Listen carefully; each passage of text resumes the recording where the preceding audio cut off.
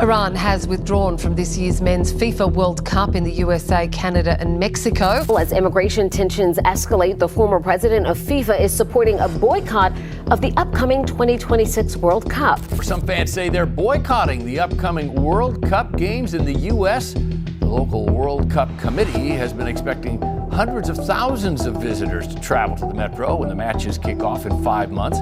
The German politician Jürgen Hart, a member of the Christian Democratic Union, has raised the idea of a potential World Cup boycott in a German newspaper. Calls are growing louder in the United Kingdom for England and Scotland to boycott the 2026 FIFA World Cup that is set to be co-hosted by the United States in months from now. The 2026 FIFA World Cup is in crisis. Iran has declared it will not travel to the United States to compete. Germany is raising serious safety concerns, and FIFA, the most powerful body in world football, is caught in the middle with no clear answer. Less than 3 months before kickoff, the world's biggest sporting event is facing a threat it has never faced before. Here is what happened.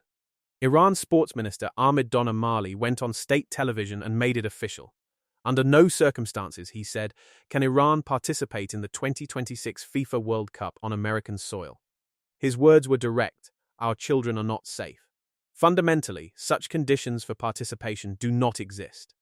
At the same time, Germany's national team coach Rudi Völler publicly raised security concerns about competing in a country that is actively at war with another qualified team.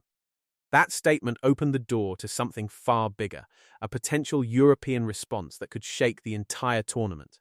FIFA responded quickly. A spokesperson confirmed that all matches will proceed exactly as scheduled. No relocations, no exceptions, no negotiations. 3 major players, 3 conflicting positions, and the clock is running. The facts behind this crisis are significant. On February 28th, the United States and Israel launched military strikes against Iran. According to Al Jazeera, those strikes have killed 1,155 people and wounded more than 12,000. Iran responded with waves of missiles and drones targeting Israel and US military bases across the region. This is not a diplomatic dispute, this is an active war. Inside that context, Iran's Football Federation president took an extraordinary step. He began negotiating directly with Mexico to relocate Iran's group stage matches away from the United States entirely. No nation in World Cup history has ever attempted this. Then came the contradiction from Washington. FIFA President Gianni Infantino met with President Trump on March 11th. Trump confirmed Iran was welcome to compete.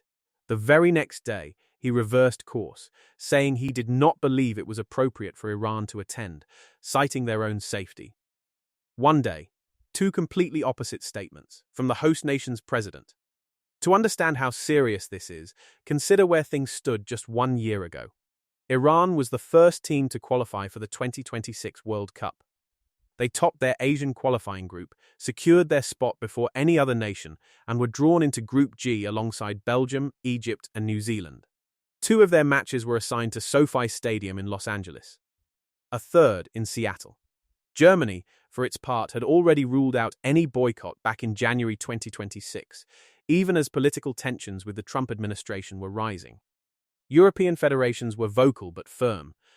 Football and politics should stay separate. That position held until February 28th. The moment US and Israeli forces struck Iran, the entire calculation changed. What was a political disagreement became something much harder to ignore. And this is where the situation becomes more complicated. The consequences are already reaching far beyond the pitch. Nearly 2 million tickets were sold in the first 2 phases of World Cup ticket sales. Demand was so intense that tickets were oversubscribed more than 30 times. The cheapest tickets for the final are being listed at over $8,000. Fans who specifically purchased tickets to watch Iran play Belgium or Egypt now have no clear answer about what happens next. FIFA has not announced a refund policy. It has not announced a replacement plan. Broadcast contracts, worth billions of dollars globally, were built around a 48-team tournament with fixed schedules. Removing or relocating even one team's matches creates legal exposure across multiple continents. There is also a more telling signal. Iran did not attend FIFA's World Cup Planning Summit in Atlanta last week. Every qualified nation was expected. Iran was absent. That absence, more than any public statement, confirms that withdrawal is being treated as a genuine option, not a political bluff. But that is only part of the story. While Iran's government was declaring withdrawal, Iran's national team released their own statement, directly contradicting their government. The players wrote, "No one can exclude the Iranian national team from the World Cup." Iran is now two separate voices pulling in opposite directions, a government demanding withdrawal, and a group of athletes refusing to surrender the spot they earned. This is where the deeper consequences begin to emerge. FIFA is now trapped between two positions, both of which carry serious long-term costs. If it enforces its rules, all teams play, all venues fixed, no exceptions, it risks Iran's absence casting a shadow over the entire tournament. A World Cup missing its first-ever qualifier under these circumstances is a legitimacy problem FIFA cannot simply ignore. But if FIFA accommodates Iran, moves matches, creates exceptions, bends its own structure for geopolitical reasons, it sets a precedent that permanently changes what host nations can do. It signals that a government can use security concerns, real or claimed, to reshape competition outcomes.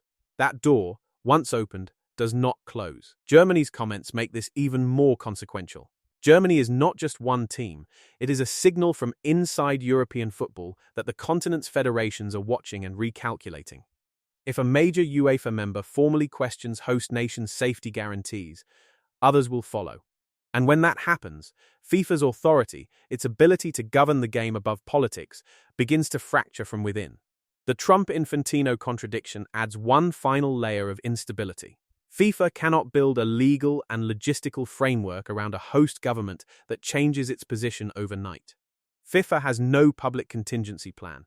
No replacement mechanism has been activated.